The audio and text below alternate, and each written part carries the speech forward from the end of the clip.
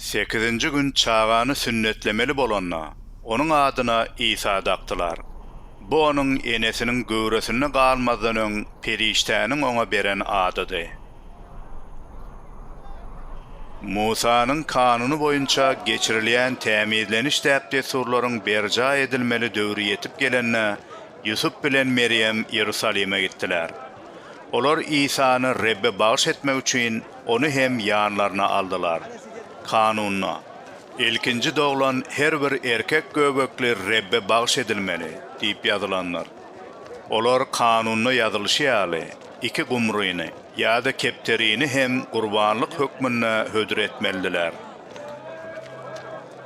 Şol wagt Ýerusalimde Şimgon atly bir dogruçul we takwa adam ýaşaýardy.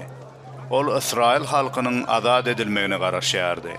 Mukaddes ruh onuň üstünnedi.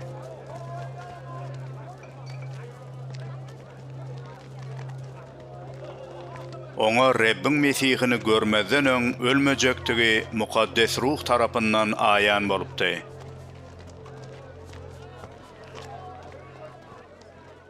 Simon mukaddes ruhun ugrukdurmagy bilen ibadathananyň howlusyna geldi.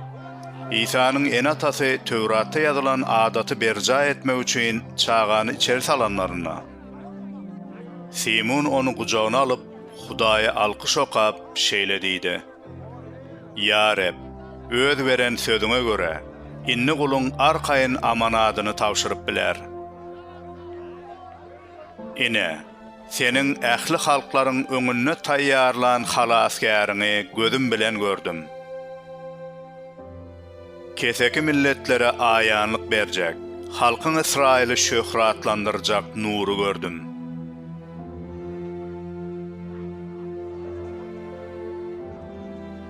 Çağa barada aýdylýan sözlere onun en atasy hayran galdy. Şimgon olara ak pata berip enesi Meryem'e, bu çağa Hudaý tarapyndan berilen alamat bolup, insanlar ona karşı çıkarlar.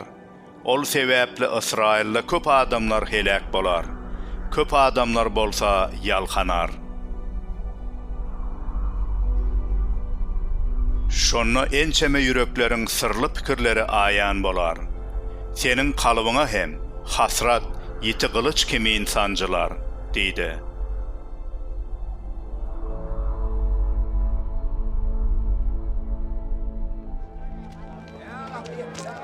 Ol ýerde 84 ýyldan bäri dul ýaşaýan Hana atly garry pigamber aýal hem bardy.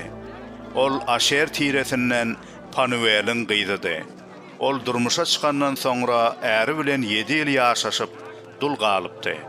Bu aýal hemişe ibadathananyň howlusyna bolup, agyz bekläp, doga okap, giýje günnüýiz Hudaýa ibadat edýärdi.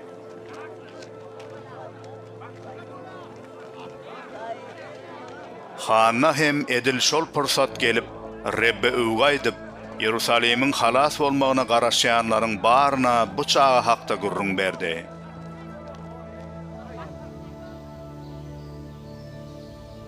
Yusuf bilen Meryem Musanyň kanuny boýunça ähli zady berja edenlerinden soňra Jelile özleriniň Nasra şäherine dolandylar.